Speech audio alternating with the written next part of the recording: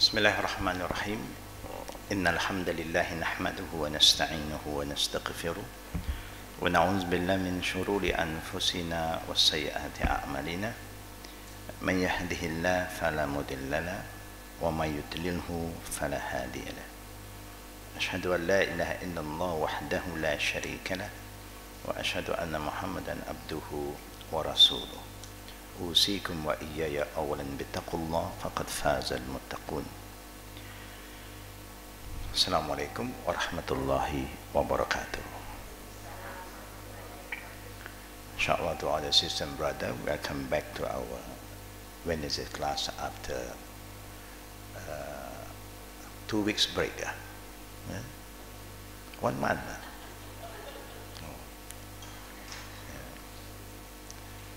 Inshallah, we will begin with the morning dua and also prayer for Sister Mimi Malinda binti Mama Arif, who passed away 2 days ago.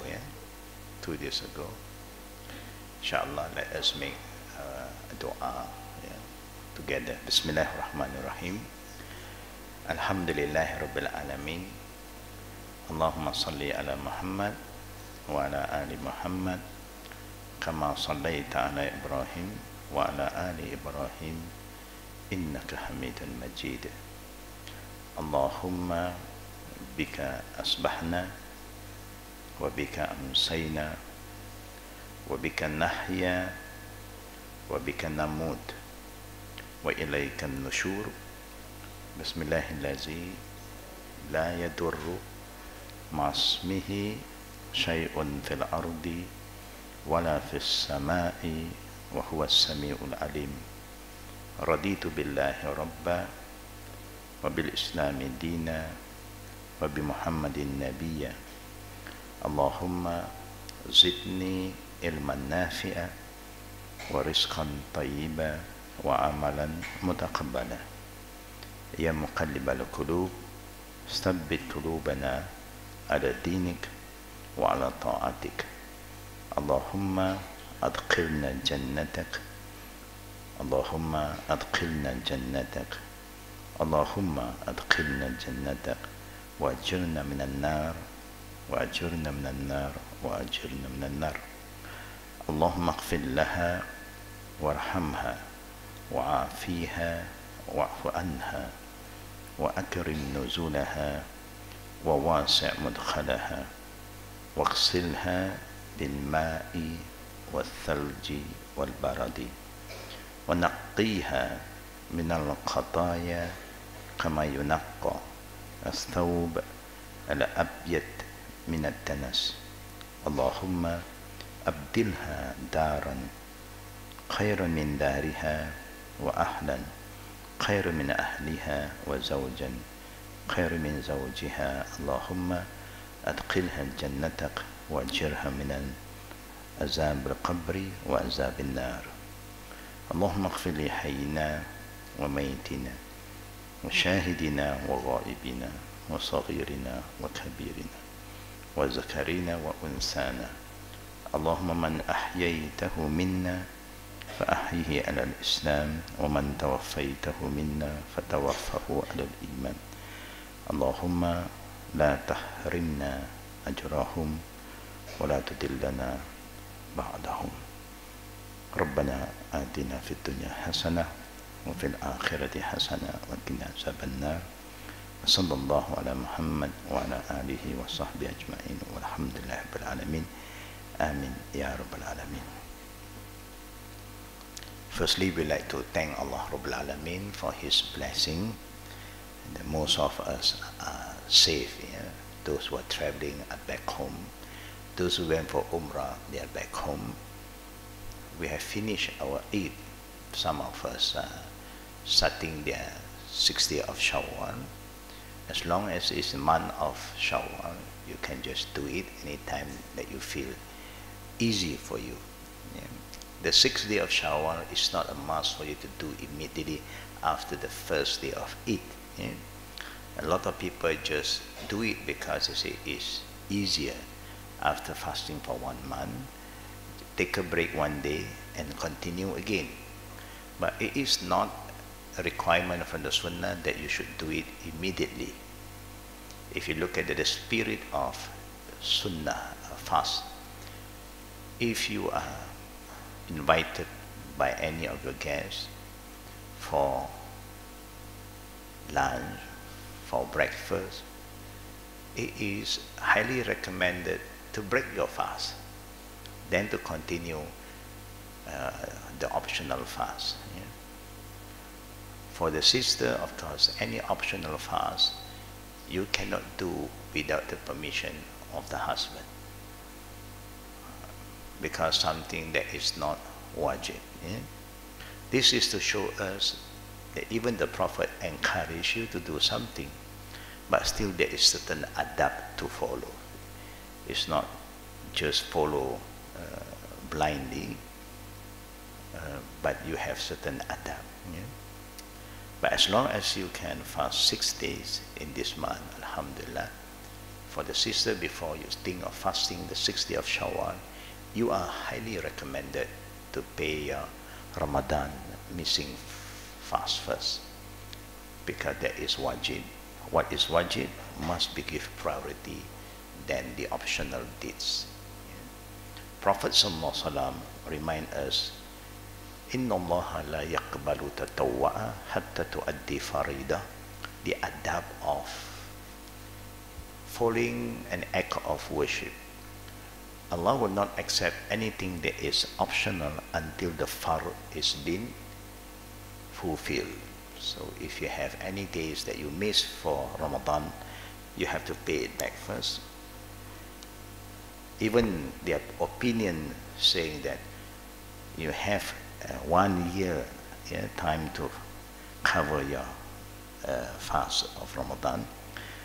But the adab, the Islamic adab is what you owe Allah, you do first. Then if you have the opportunity to do extra, then you are welcome. That is the adab. Islam is about adab. We have people been asking, I did mention in our early class in Ramadan, after the end of Ramadan, it is ongoing jihad that we all must prepare ourselves to become a better Muslim. To strengthen your iman is to strengthen your character, your akhlaq. You should be more kind, more patient, more loving, more caring. Then there is a sign your iman is getting stronger. Because iman is something that you have to prove. Yeah? What is inside you, only Allah knows. But we human will value you based on your changes. After Ramadan, is there any changes in our lifestyle? The way we talk, the way we feel for things. Are we more trustworthy? Are we more sincere? Are we more kind? Are we more loving? Are we more disciplined? All this is where you will know that the sign of the iman is getting stronger. But if we still have all the bad habit with us, or the negative feeling, then we know that our iman is not increasing at all. Yeah? Iman is to do with amanah, to do with character building. Yeah? Now, the last class we did talk about the good sign of people who have a good ending. Yeah? Today we'll continue about the other signs. Yeah? Are we going into that? We have done that. We have done that. Huh? Wait. 240. Mounding the grave. Is that the one?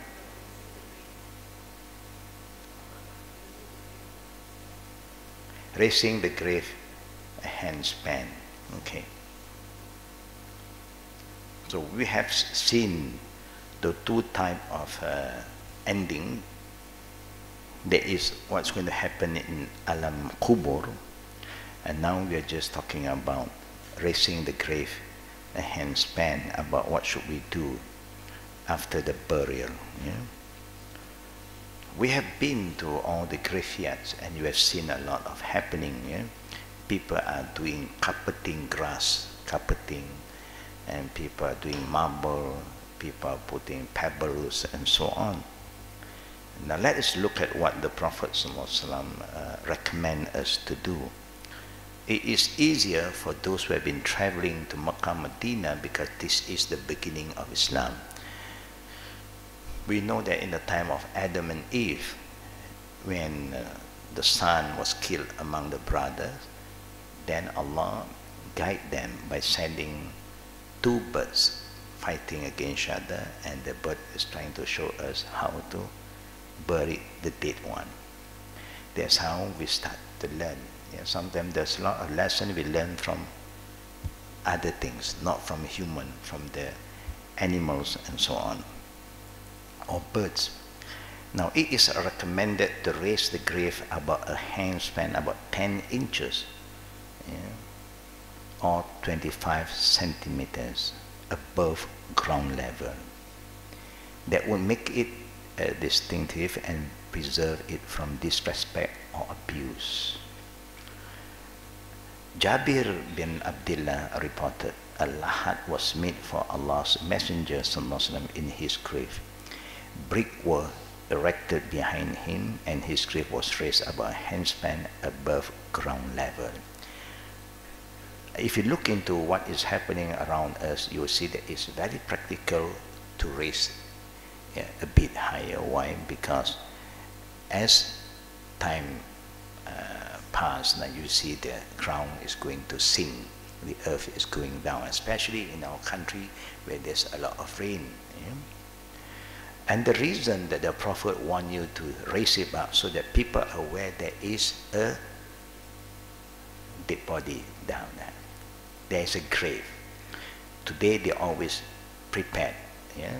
They may dig it early and put some cover, or they just flatten the area there's no grave yet, yeah? And then they will wait until there is a requirement, they start to dig more holes.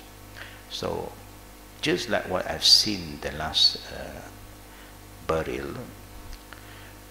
we have good intention to come and give a helping hand. After the body has been laid down, we are going to cover the body with the soil. Now we may step on other people's graveyard. Yeah, even I've been reminding the people who are helping, I said, please honor the grave of other people. But still people are not very aware about many things. This is the area that we feel very sad, because the Muslim don't learn about adab. The first adab when you enter the graveyard is to give salam. You know you are not entering a normal area by saying Assalamualaikum ya ahlad diyar minal muslimin wal mu'minin wa inna insha'Allah bikum lahiqun, at least. No? But a lot of people are not practicing this anymore. We hope somebody in the future, you know, they may come up with a kind of reminder. Whoever come in, they have a sensor. You know, whoever drive in, they remind them to make this dua.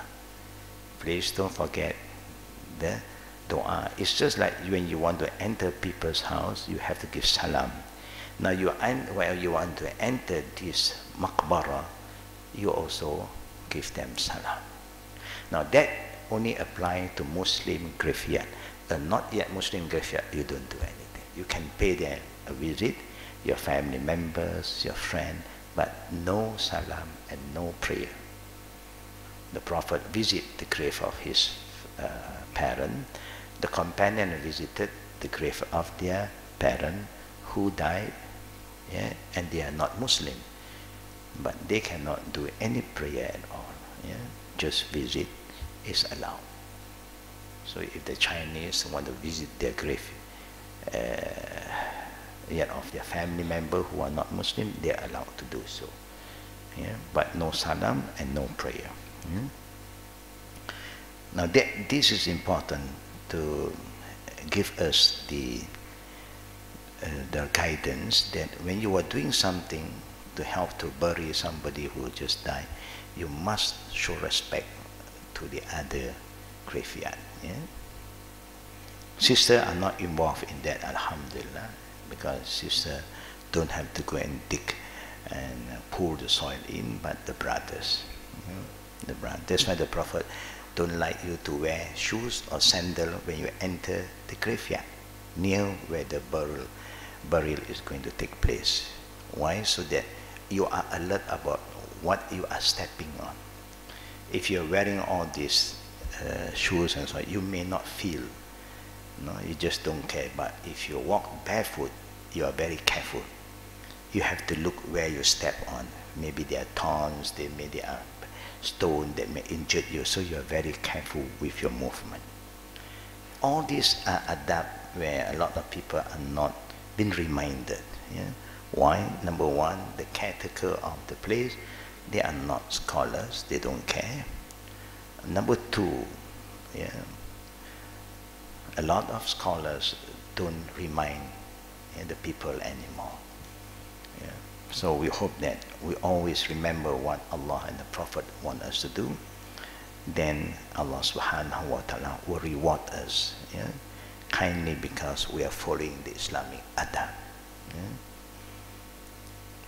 Now, raising the grave should be done with the extra soil replaced by the body that was dug from the grave, without adding to it additional soil. That means you don't have to get a new set of soil from the outside, just because you have dig and then the coffin is there or the mayat is there, it takes some space, so you just add some soil that you have dig early. Imam Shafi'i rahimahullah said, I recommend that no additional soil be added to the grave from outside, because they will raise it too much. I recommend that it be raised above the surface of the earth, approximately 1 handspan. It's like what the Prophet time and the companion was doing that. Yeah? Now this is something that it's not easy for us to control the situation, because the caretaker of the graveyard, you have a lot of packaging over there. They will come to you, they ask you what do you want, what kind of pebble, what kind of stone, what kind of marble, what kind of grass, all is business. I don't know why we just appointed people who don't have the understanding to take care of the maqbara. Because visiting the graveyard is an ibadah, act of ibadah. And you must know what you are allowed to do, what you are not supposed to do. Now there are a lot of business going on. There are even people selling food around that area. Mounding the grave. It is recommended to make the top of a grave mounded and not flat. Sufyan at-Tamar reported, I saw the grave of the Prophet with Abu Bakr and Omar mounded. Marking the grave. It is recommended to mark a grave with a rock or something like that, so that other family members who die later may be buried in the same grave. The rock should be placed in the location of the head. That's what is happening, alhamdulillah. Al-Muttalib, son of Abdullah bin Muttalib bin Handa, reported from one of the Sahaba that when Usman bin Mazun died, his janazah was taken out to Al-Baqi', where he was buried. The Prophet ﷺ commanded a man to hand him a rock, but could not carry it. Allah's Messenger went to it, exposed his arm, carried it until he placed it at the location of the head, and said, أَتُعَلَّمُ بِهَا قَبْرَ الْأَخِي, I mark with it my brother's grave, and bury with him those who will die of his family. Meaning, if after that, other family member who die later on want to be buried in the same area, you can do so. You can do so.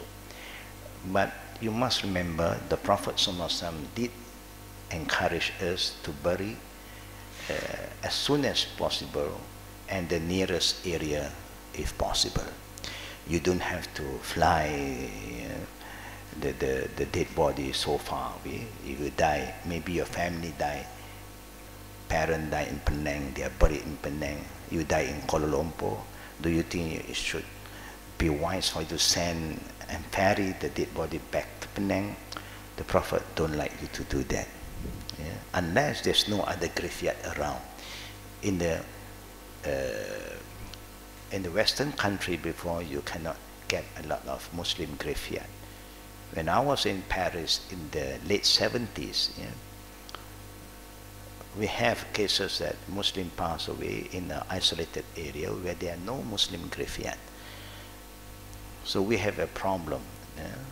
But then, at that point of time, you can be buried anywhere where the authority allow you. But we have to be very firm that we are Muslim, so we don't do any other ritual like how other people used to do it. We don't put a cross, we don't put all this on the top of the graveyard. We just put a stone, a mark that there is somebody here, and then we leave it to Allah Rabbul Alamin. No, there is no guarantee that if you are buried near a holy man, a righteous person, that you will be raised up together with them. No. And there's another hadith that the Prophet did mention. There are people who are praying, but they are playing while they are praying. They don't really perform the prayer. They are like the munafiqeen. So when they die, of course, they'll be buried in a Muslim graveyard. But in the Day of Judgment, Allah will raise them among the disbelievers. When you are here in this life, you are buried among Muslims because people accept you as a Muslim. But only Allah knows whether you are a Muslim or not. Hypocrites are the people who openly tell you that they are Muslim, but secretly they are not. They may pray like you, they may fast like you, in front of you. Behind you, they are just like the disbeliever. Now, how can we know they are hypocrite? We can't. Who will know? Allah. So in the Day of Judgment, even you buried them in Baqi, example, they may be raised up among the disbeliever in other area. So there's no guarantee, unless you have people who are all righteous people together, then who know each other. Because in the Day of Judgment, we were given the intercession by Allah to save whoever we want. People that you pray together, you fast together, you perform Umrah, Hajj together, then suddenly you die, they also die. In the Day of Judgment, if Allah said, you go to paradise, the other are not yet being confirmed, but you are not going in by yourself because you feel for your fellow brothers and sisters. You will say to Allah, I just can't go without my friend. He was praying with me, he was fasting with me. So we are a witness to each other. Then Allah will give us the intercession, shafa'ah, to go and call them and invite them to join us together. That's why it's very important to have good companions, because sometimes companion will help us. Sometimes family member cannot help you. They'll curse you sometimes. And they treat you like your enemy. Sometimes family member will bring you to court. Now, friend don't do that sometimes. Friend will always try to help you, be with you, good or bad time. Alhamdulillah. So you're allowed to mark the grave, but not like today. Sometimes people put pictures and then recite, put the wording Al-Fatiha and everything. You don't have to do that. Numbering is okay, easier, because name sometimes it may, people may have the same name, so but put numbering is easy. These are the sensitive area. A lot of people, if you do not do a lot of things on the grave, then people say that pity this man who passed away. Nobody cared for him. Very emotional. So that's why people start to plant trees, bring flowers, and so on. But we don't do that. Spreading pebbles over a grave. A report from Al-Qasim, Rahimahullah, that he asked Aisha to show him grave of the Prophet Sallallahu Alaihi Wasallam. With his two companions, Abu Bakr and Omar. Now, Abu Bakr and Omar was buried next to the Prophet with the permission of Aisha radiallahu anha, because that is the house of Aisha. So whoever wants to be buried there should seek her permission. And she showed him the three graves, neither high nor flat with the ground, with red pebbles spread over them. However, this report is weak and cannot be taken as evidence of spreading pebbles over a grave. This is what somebody used this as a reference. Any weak references we don't use as a reference, because when you say it weak, that means there's something that happened. Because the Prophet ﷺ make it very simple. When somebody die in Baqi especially, you will see that they don't put any kind of pebbles. It's a flat, it's just plain earth. But in the same time, you must remember that Baqi, like I said, until today, 1,000 over years, you can still keep on burying more people. Meaning it's so small, but there are still spaces for people. The not yet Muslim, like Singapore, example, they don't bother about this graveyard. Even their own Chinese graveyard, if they want to develop that place, they just move them over. They don't believe, like some people, you cannot disturb the soul, the spirit will come after you. There's no soul coming after the Singaporean authorities. But we Muslims sometimes have this strange belief too. We know that when you go down, you won't come out anymore. Then you'll be sent to Alam Barzah. Neither you're coming back or you're going forward. You stay there as a waiting room until the day of judgment. But what is happening is the jinn is playing with all this spirit. So we don't base on that and then act, do something for the graveyard because of that. We don't do that. Like I said, the easiest and the fastest way to learn the way of the Prophet, the Sunnah, in about the burial ground is to go to Mecca and Medina. If what is being allowed there, that means it is allowed. Because the scholars there are very careful that they live with the Sunnah of the Prophet, they will die with the Sunnah of the Prophet. That's why the Prophet recommends us highly for those who are going down to the graveyard, as those before carrying the body down, to say Bismillah wa ala millati Rasulillah, with the name of Allah and with the religion of Prophet Muhammad sallallahu alaihi wasallam. When we always remember what Allah and the Prophet want us to do, Allah Rabbul Alameen will make us insha'Allah a good ending. Fasquruni azqurukum, Allah said, remember me, I will remember you. When Allah remember us, He will guide us. The guidance of Allah is always with us when He remember us. Now this is very important. A lot of people always forget what to do. Taking a bath, based on Ali radiallahu anhu hadith, when he buried his father, cited early in this chapter. Who is the father of Ali? Abdul Muttalib. Is Abu Muttalib a Muslim? Abu Talib, correct. Is he a Muslim? No. Can he help with the burial?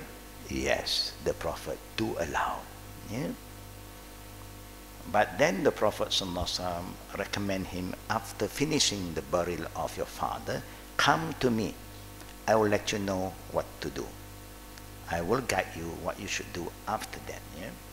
So it is recommended for those who lower and bury the body to take a bath after the burial. Yeah? It's also recommended for people who engage in washing the dead body among Muslims. If you are involved in washing the dead body of another Muslim, it's highly recommended to take a bath. If you have all these facilities, yeah? But if you don't have, then you just take your wudu and then you can participate in the funeral prayer. Yeah?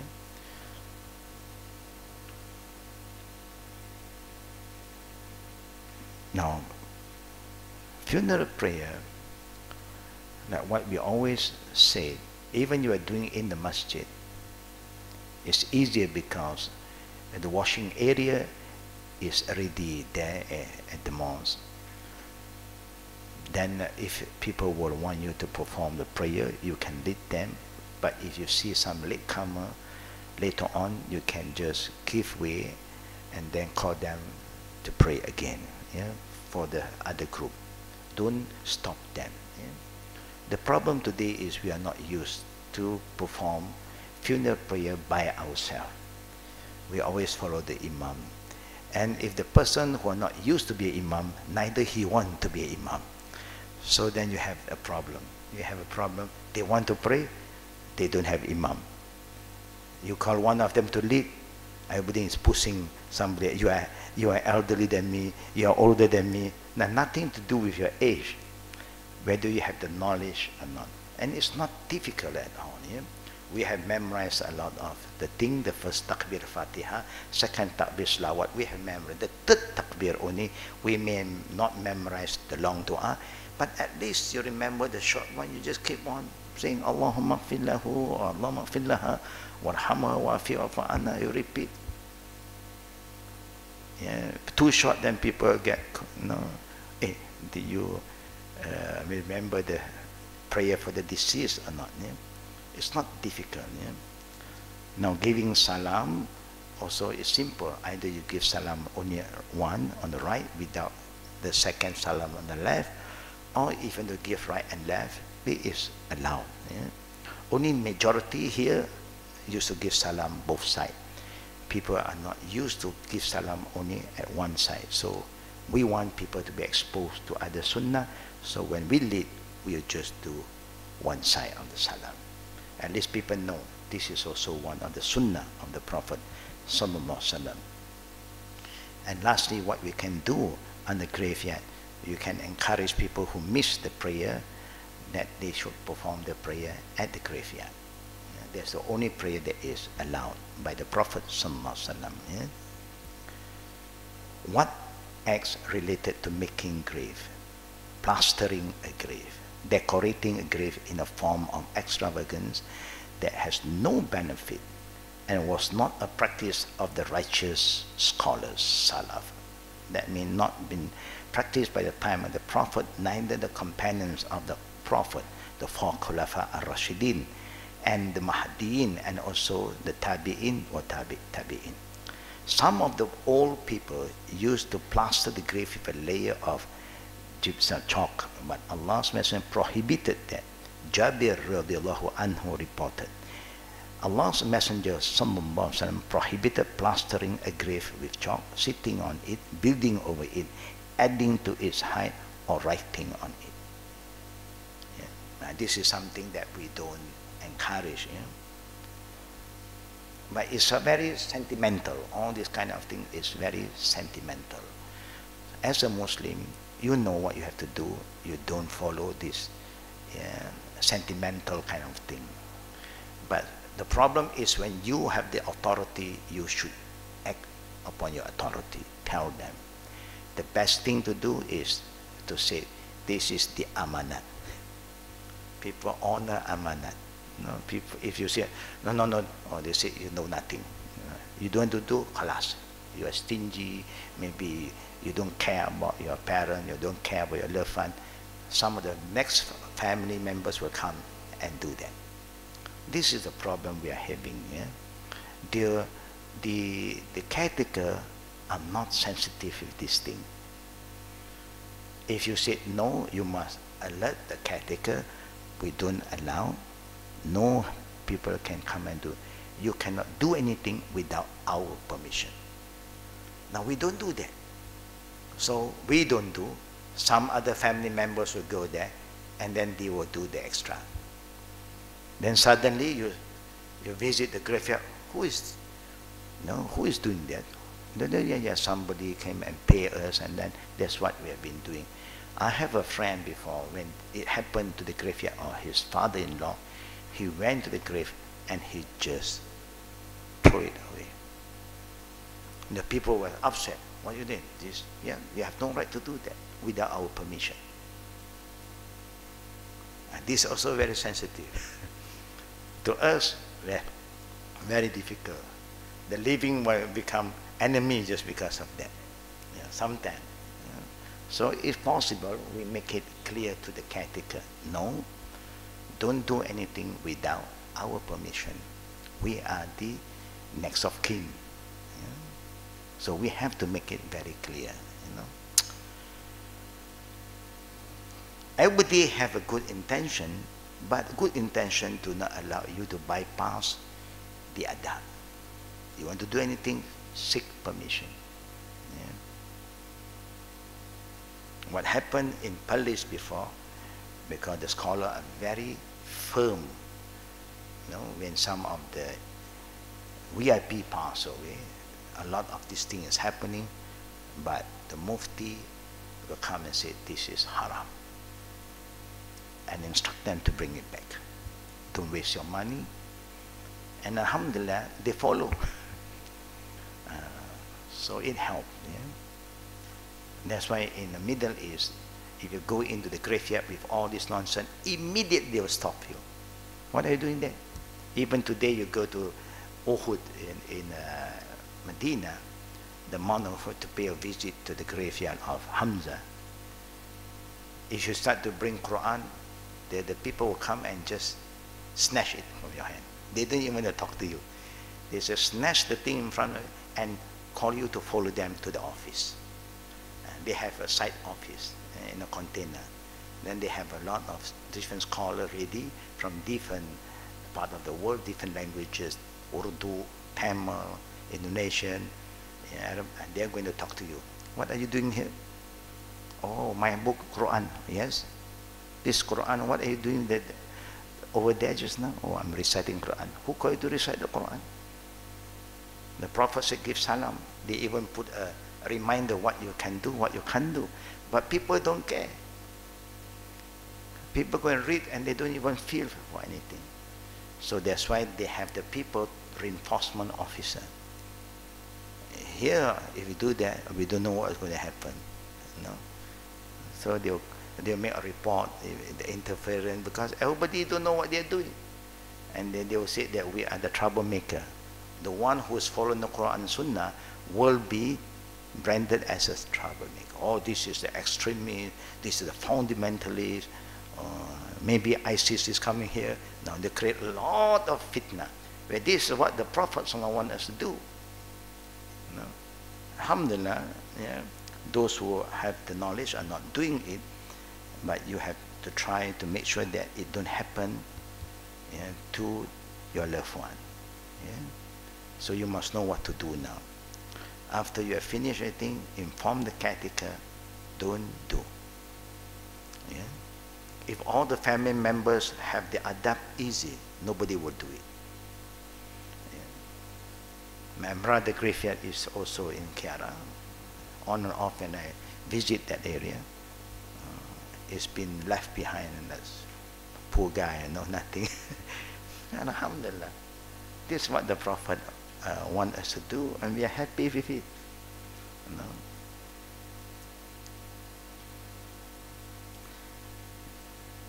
Now, similar to plastering is coating a grave with clay. Such a coating is not permissible either, unless it is required to preserve the grave from rain and wind in a land with extreme weather situation. Yeah?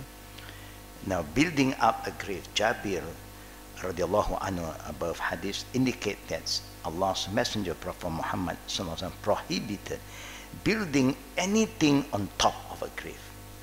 In addition, Abu Sa'id al-Khudri reported that the Prophet ﷺ prohibited building over grave.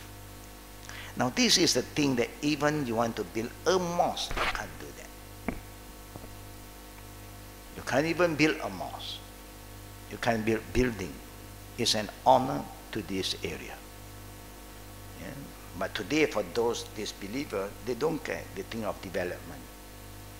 It so happened that last time the graveyard is outside the city. But when the city expanding, now the graveyard is inside the city. And now people are thinking of the value. They are not thinking about the dead one, the value of that land. You should just pass by this, not far away from this area. There's, in the hilly side, you have graveyard there. But so far we Asian are still worrying about the spirit moving around, so we don't disturb it. Chinese like to build graveyard where there is feng shui, where highly all the hilly areas, that is their belief. But look at what happened in Singapore, run by Chinese government. They have no superstition. The best they can do, you call all the monks, you go there and make your prayer, and move all the soul and put in them a jug and then post them to another new area. But the Sikh, when I asked them about their graveyard, they prefer not to be buried. They prefer to cremate, and then they said, the land, leave it for the living. We are dead, we don't need land anymore. You guys throw our ashes into the sea and khalas. So different people have different kind of understanding, but we don't do the burning of the body. We honor because we came from the land, from the earth, we go back to the earth.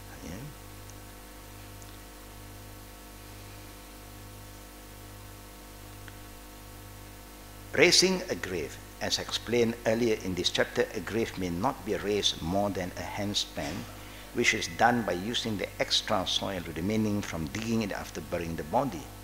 In Jabir's above hadith, Allah's messengers, Prophet Muhammad, prohibit raising a grave above that normal height. Also, Abu Hayya al-Asadi, rahimallah, reported that Ali bin Abi Talib told him, shouldn't I send you with the same mission as that with Allah's messenger send me? Do not leave a statue in a house, but destroy it. This is a very strong command, reminder from Prophet Muhammad to Ali. Do not leave a statue in a house, but destroy it. And do not leave a high grave, but level it. This is what the Prophet amanah to Ali to do. And that's why when Ali was still alive, wherever he go, he sees people raise up the grave too high, he will flatten it and allow the height that the Prophet allowed them to do. But Ali, alhamdulillah, he is somebody people dare not challenge him. Ali, Omar are people who nobody dare to challenge them. But today you look at the people who say they love Ali. Who are the one who love Ali? The Shia. You see their grave, their maqam of so-called the Ayatollah and so on. It become like a place of worship today. The latest info we got from Africa, from Nigeria, they started to build masjid, new masjid. And then they start to give the first khutbah. Just last week. And in the khutbah, they cursed the companion of the Prophet. With Allah's hidayah, the group of Muslims who understand the Quran Sunnah destroy the mosque. They tear down the mosque. What kind of masjid is this? You build a mosque A mosque is to unite the ummah, not to create fitna. It's like a hypocrite building a mosque to divide the ummah. And that's why the Quran said, وَالَّذِينَ اتَّخَذُوا مَسْجِدًا دِرَارًا وَكُفْرًا وَتَفْرِيقًا بَيْنَ الْمُؤْمِنِينَ وَإِرْصَادًا لِمَنْ حَرَّمَ اللَّهُ وَرَسُولُهُ مِنْ قَبْلِ لَا يَحْلِفُنَّ إِنْ أَرَدْنَا إِلَّا الْحُسْنَى وَاللَّهُ يَشْهَدُ إِنَّهُمْ لَكَاذِبُونَ لَا تَقُمْ فِيهِ أَبَدًا. This ayah was revealed to the Prophet ﷺ. Even they built a masjid, but Allah named this masjid Masjid Dirar, because the one who built this masjid, they have an intention to divide the Muslim, create hatred among the Muslim, and to destroy the ummah from inside. They know that masjid, everybody will go. And while you are giving sermon, while you are giving khutbah, you are attacking the companion of the Prophet. It's like today, you use the mosque to go against the sunnah of the Prophet ﷺ. What kind of masjid is this? And you ask them, why you do that? They say, oh, we have good intention, we want to take care of this. No, no, what kind of intention are you talking about? Masjid that was built for the sake of Allah is a masjid that people will promote peace, Quran and Sunnah, that unite everybody. That should be the function of the masjid. Yeah. But Alhamdulillah, when we heard that, the community just break down the masjid. They came and then they tear it down. How can a masjid be established, built with the intention to curse the companion of the Prophet? Alhamdulillah, our country do not allow that group of people to surface officially. They may have their own group, but not officially. It's very dangerous. If you let that happen, then you know what is going to happen to the ummah. That's why Allah said to the Prophet, and the Prophet reminded his companion, La takum fihi abba. If you come across a masjid who is attacking the sunnah of the Prophet, against the Quran and Sunnah, condemning Sahaba, Allah's number one said, never ever step in and pray even one prayer. La takum fihi abada. Forever, if this thing exists, don't ever go into this place.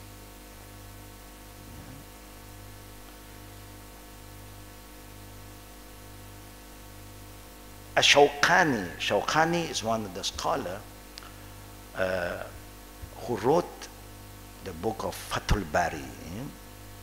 Fathul Bari. Shawkani is known as the one who combined the two hadiths from Bukhari and Muslim.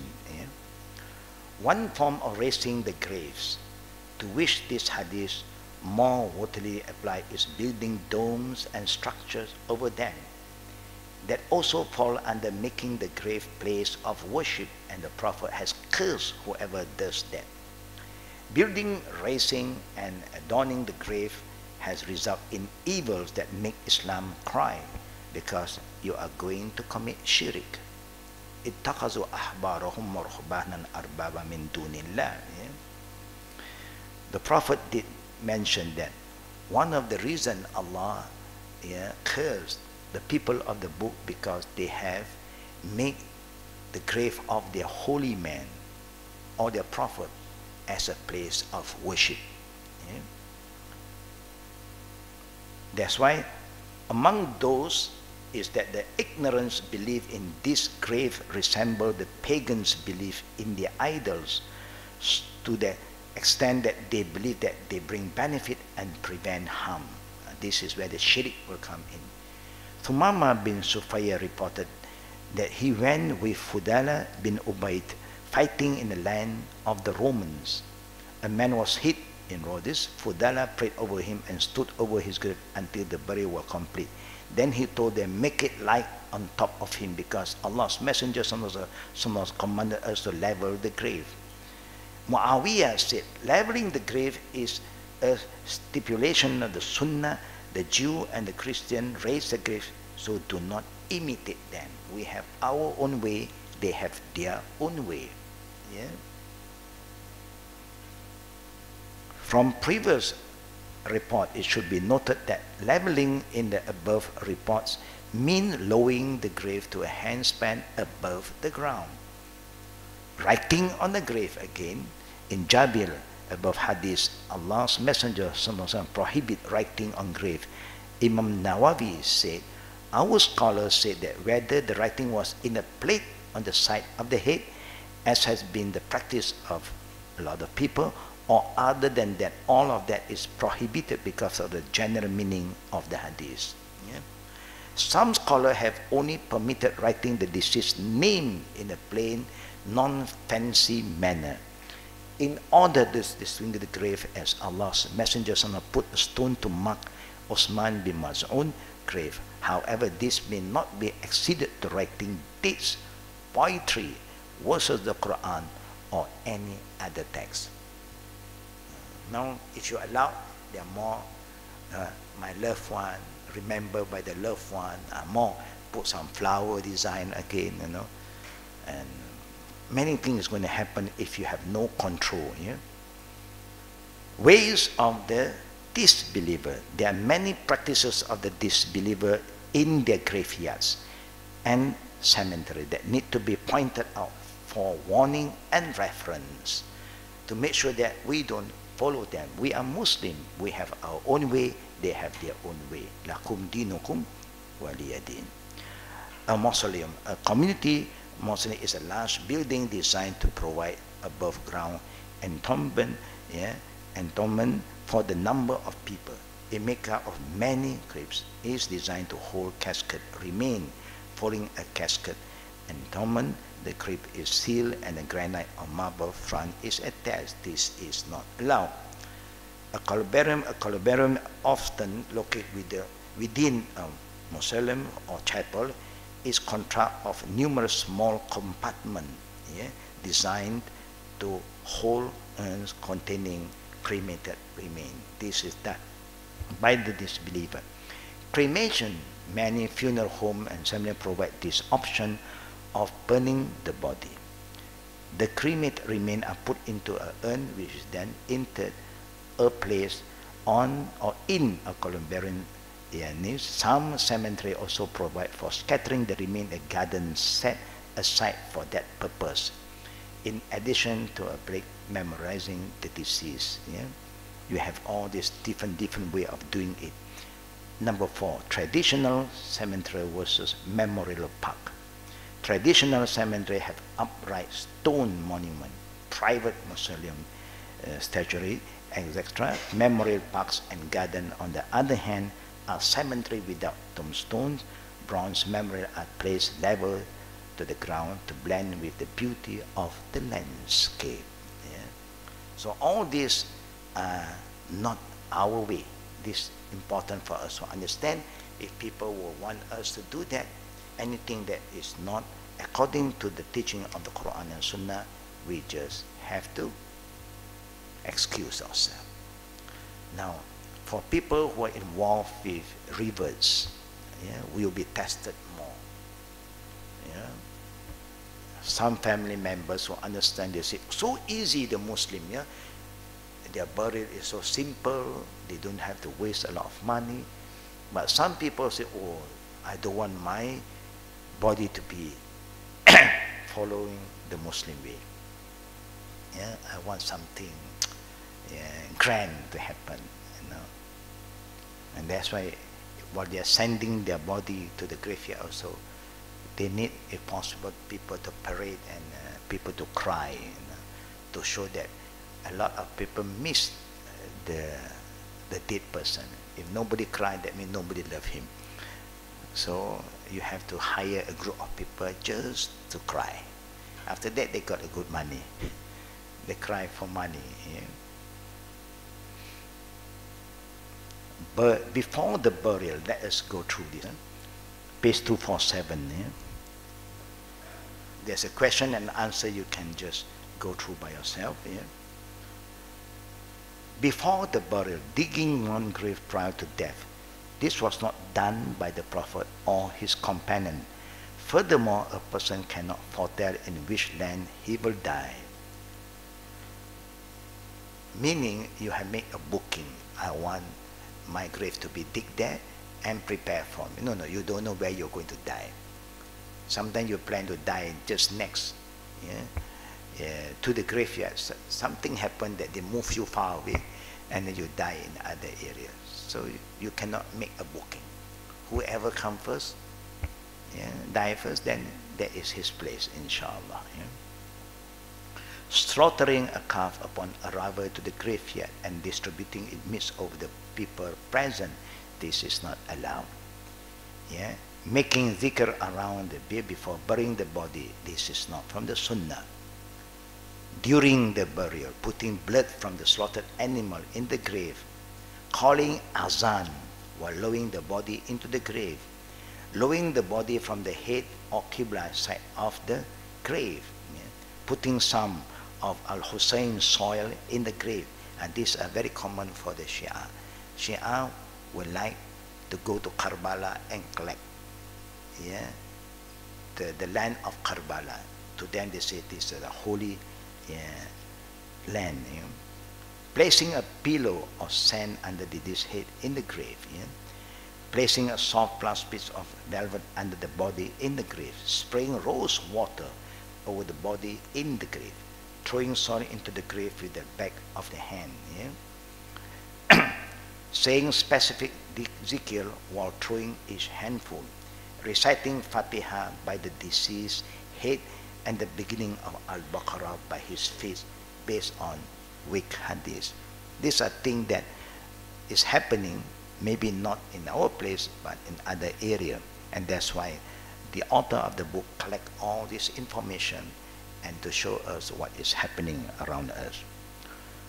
Prompting the deceased with the shahada while in the grave.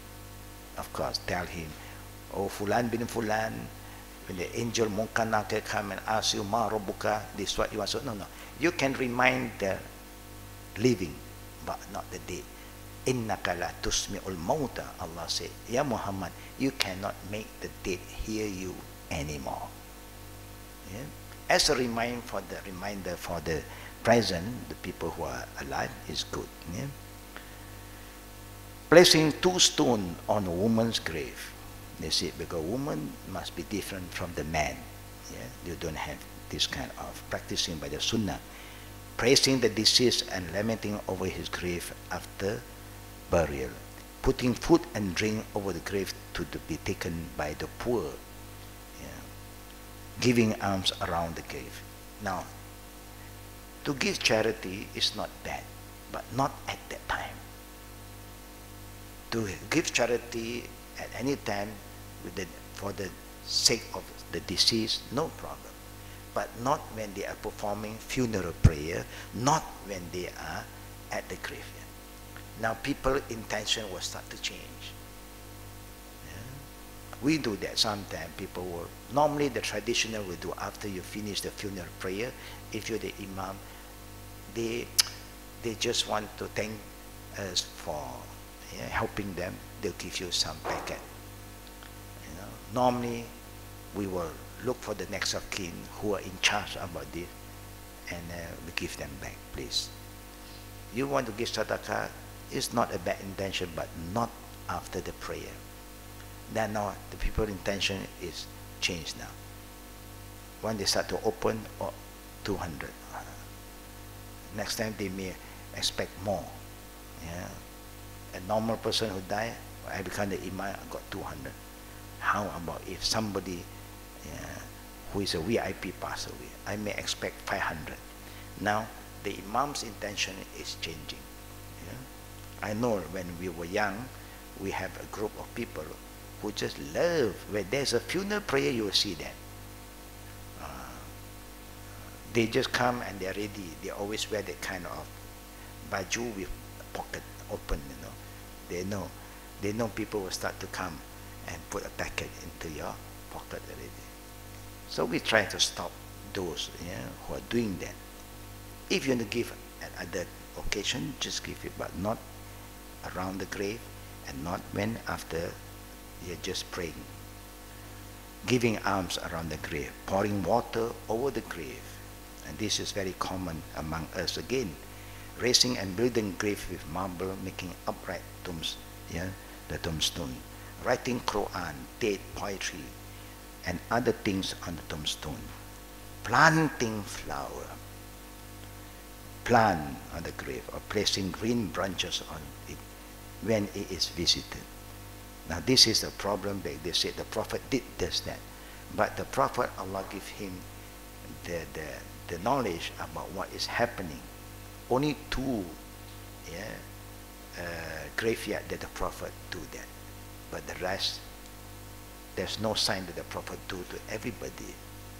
But we are doing it based on that hadith, but without knowing why the Prophet does it. Hanging the deceased picture on the tombstone is not our way. In Hong Kong, the Chinese Muslim, they put picture. They are just like other Chinese cemetery. Only the difference between them and the Chinese cemetery, they have Al-Fatiha. That is the difference. The rest is almost the same. You'll be surprised sometimes. You don't see them having a thick coffin from the mosque, but the thick coffin is being placed in the grave already, waiting. When I was there, I was shocked to see what is happening. Why you do this? No, this is common. Common to the disbeliever, but we are Muslim. And that's why you have to pay a lot, because you take up that piece of land. Where there is Muslim, it's very simple. Later on, other people can just be buried next to it. But now you have, it's like you have purchased that piece of land. And this has become a business today. I have a revert friend who was going to involve in this business. He said, Sheikh, well, can you be our advisor? No, I said, what kind of business? No, we will apply for a big land, and for Muslim, of course. But of course, we charge them. We make everything like a good landscape, and then give a look feng shui. I said, no. Why he do that? Because he's a Chinese rebirth. He saw the Chinese, not Muslim, is doing that. He said, this is not a bad business. It's true. Now everything is business. Even after you die, you still do business. Delivering a speech after the burial, the admonition that Allah gave were not in form of speech, were not his consistent, and did not deliver them while standing. This is one of the idea. But long speech, you have people who will have a long speech. No, you have a reminder is allowed. A short reminder from Osman ibn Affan said the Prophet would stand and then will remind them and call them to pray for the deceased.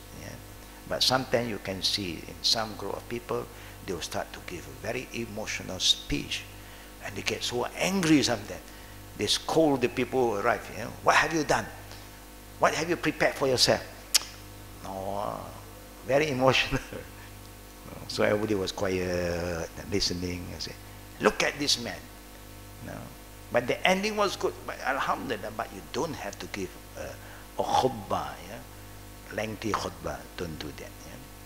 So brothers and sisters, inshallah, we hope Allah will help us to do what we can if something happened to us. The important thing is our family members must have the right understanding. Then you solve yourself from a lot of misunderstanding. If not, you have to write a wasiat earlier. This is what I do not allow. I don't allow this to happen. Then you entrust it to somebody to make sure that. But after you have done that, and they still do behind your back, you are not responsible. They are the one who commit the sin, not you, because you have done that.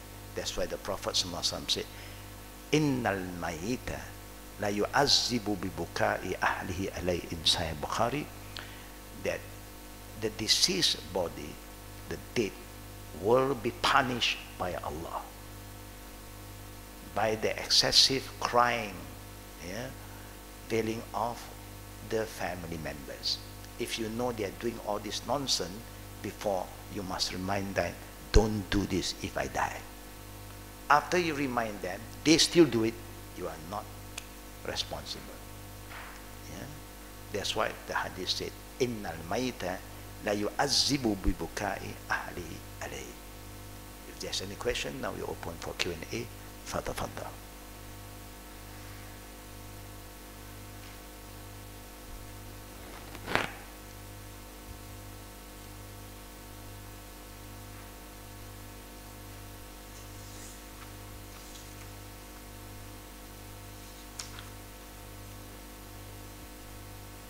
Any question from the sisters?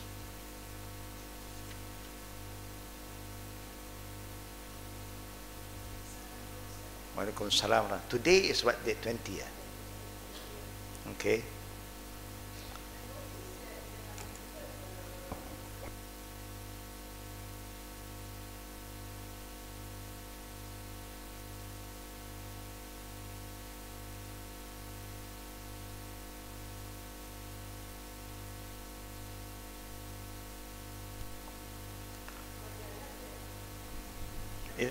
It's a new one and old one. The old one. Yeah. If there's a way to remove it, it's good to remove it. But if things have been done before, we just leave it like that. Yeah. If there's new thing, alhamdulillah, I don't think it happen anymore. Yeah. I mean, at that time maybe when we are by the British and so on, they don't care. It's an honor. They say, army, this is the army for the army. They put everybody together. And the Prophet ﷺ do not encourage that kind of arrangement. Unless there's no more land, there's the only area then wherever you can be buried, you bury there. Now, we know this thing happened before. Like what I said, it happened in overseas. They don't have Muslim graveyard. But later on, alhamdulillah, the Muslim community have grown and they are asking and they give them their right. So they don't bury in the other graveyard anymore. Even in our country lately, alhamdulillah, but not very far away. It's just neighbor. They just choose one big land, and here the Nasara, here the Muslim. At least something that we can separate it to show that lakum dinukum waliyadin. For those who have been buried, you just leave it. For you to go and undo, maybe you cause a lot of problem.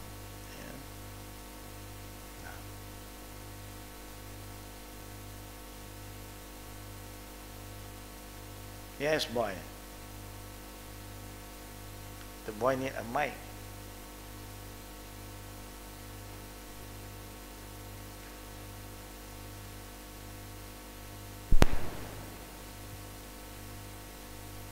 Naam. Assalamualaikum Ustaz. Waalaikumsalam warahmatullahi wabarakatuh. If you go to Jannah, can we see all the prophets and messengers? If you go to Jannah, will we meet up with the prophets? Yeah, if Allah's will. No, before you go to Jannah, in the day of judgment, you'll be able to meet with all the prophets. Because the prophet will come and we will run to Adam. Adam will say, I only can save one of my children in 1,000. Every 1,000 children of Adam, Allah granted him to save one. Other than that, nafsi. If you calculate to be the 1,000 and the one you got, alhamdulillah, Adam. The other prophet, we may go to them too, but they will say, nafsi, because they are not sent for us. Our prophet will look for us. Yes, we will see them, inshallah. Okay? And the prophet did mention a very beautiful saying. You will be with the one that you love most. If you love the Prophet and you follow his sunnah, you are sure to see him, because he will be looking for us too. Ummati, ummati, he will look for us. If you love your mom, you meet up with your mom. If you love your sister, you meet up with your sister. Inshallah. Yeah? Okay? Alhamdulillah. Any other question from the brothers?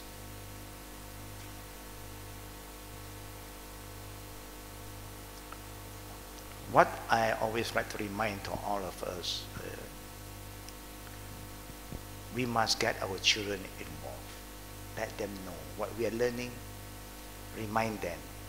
If they are not able to join us in the class, whatever you have learned, you must remind them so that they are guided properly.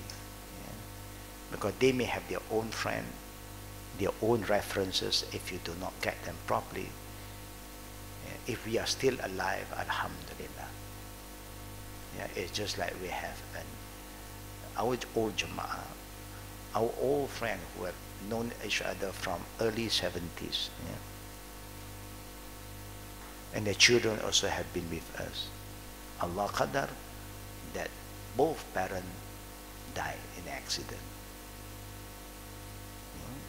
But because the children are aware, so alhamdulillah, they know who to contact and how to handle the funeral. Sometimes we are the ones who are learning, but not our children. I had that bad experience before. That the brother is a very strong sunnah follower. But so happened the wife is not attending classes, neither the children. So when he passed away, everything happened in the wrong direction. Even we are there to help them, just waiting for them to invite us. They don't invite us because they do not know us that well. And these are things that when it happens, it worries us.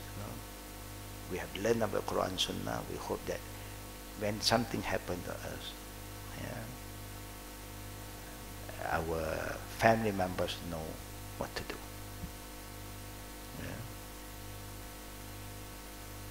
I think we have prepared some kind of forms to fill in. I don't know whether it's been finalized or not. We have been checking by the law what can be improved. I'm going to check again, inshallah, just to make sure there is something written that you can pass it to your family members, and we can keep one copy. So at least if anything, people don't say that we are interfering. We are just coming and execute what is been agreed upon. Sometimes doing things today, you just have to plan ahead before anything happens. Inshallah. Any last question from the sisters? Naam, faddali. Wa alaikum assalam wa rahmatullahi wa barakatuh. Pass the mic, please. Are women allowed to follow the janazah to the graves? Because I've heard that the Prophet sallallahu alaihi wasallam forbid, yes, for women to follow the janazah to the grave. But we have been doing it here. Yeah, Atiyah, the wife of the Prophet did say that we were being prohibited by Prophet to go to the graveyard. But the prohibition that the Prophet said about the woman is not a hard one, meaning because there is a group of ladies who went, but they don't interfere in the burial, they don't disturb the burial. And then Omar saw them. Omar was going to chase them out from the graveyard. So the Prophet commanded Omar, leave them alone. Now this is why Atiyah said he did forbid for a reason, because most of the women are very emotional. They want to have the last look, and they say, don't bury yet, no. And so this is too emotional. So for those who do that, the Prophet don't allow them. For those who can control themselves and don't interfere and disturb the burial, then the Prophet never stopped them. And that is why here we do allow for those who can control themselves. But majority of the Muslim country like India, Pakistan, Sri Lanka, in front of the graveyard, yeah, the gate, they have give you a very strong reminder. Woman is haram. So there's no woman around there. They know their woman better than us. We cannot go and fight for their right, because maybe the women there are very emotional. They know, that's why they stop it. Where we know our women in our area who know how to control themselves, that's why we say you can follow if you like to. Yes. Yeah, no problem. There's nothing to stop you because of the iddah. Because visiting the grave is a reminder to all of us who are still living. One day we are going down there. It's a good reminder. Yeah, that's why the Prophet do encourage us to visit the grave. Yeah.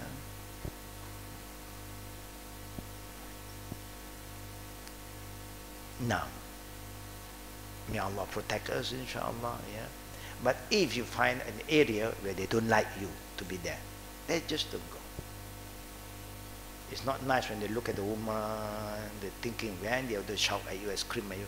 It's not nice. I've seen a place, not in our country, in other country, they really scream at the woman, haram, haram. They chase you. It's not nice, you know. And if some of the non-Muslim is around, they look at this. Now, one thing I like to alert, if we are somebody, we are the board member, maybe somebody very important in the community. Now, when you die, normally you have a lot of not yet Muslim also who pay respect to you. Now, not yet Muslim, they don't know what they can and they can't do. They will just follow the norm. They'll come with flowers, they'll come with this, you know. Then you must have somebody to monitor that kind of situation.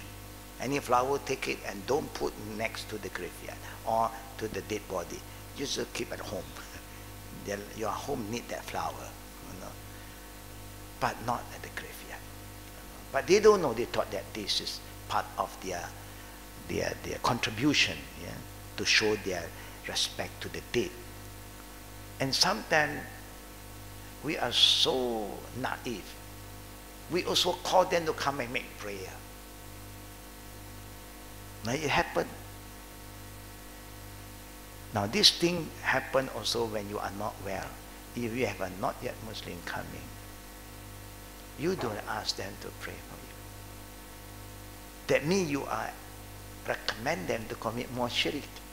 You know who they are going to call upon. No.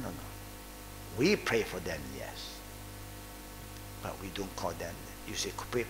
They are going to call their friend. Let us make prayer. You're encouraging them to commit more shirk. You must know there's a limit for everything. Even we allow them to come to the graveyard, yeah, but we must let them know what they can and what they can't do. This is very important. Sometimes because of our weaknesses, we compromise everything. We make things so confused. Yeah? So we hope that Allah protect us from that, inshallah. Yeah? It's like my family members, my brother passed away. All my sisters there, we inform them what they can and what they can't do. Just to follow to the graveyard, to have a look? Yes. It's not easy, but you have to tell them. But if deep in their heart they are doing something, it's between them and God. No, if not, then you create problem. So may Allah protect us, inshallah. So that is the answer, sis. Yeah. If the situation is very emotional, then don't let them go. Yeah. If they know how to control themselves and behave, it's okay. Yeah. Inshallah, until we see all of you again. But we hope that those who have been traveling lately, there are people who I met, you see, they take 19 hours for them to drive back from Kelantan to Kuala Lumpur. Only Allah knows how the traffic to there and also the accident that took place.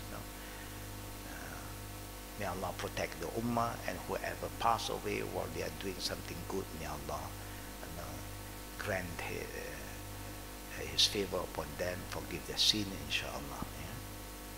سبحانك اللهم بحمدك أشهد أن لا إله إلا أنت أستغفرك وأتوب إليك. السلام عليكم ورحمة الله وبركاته.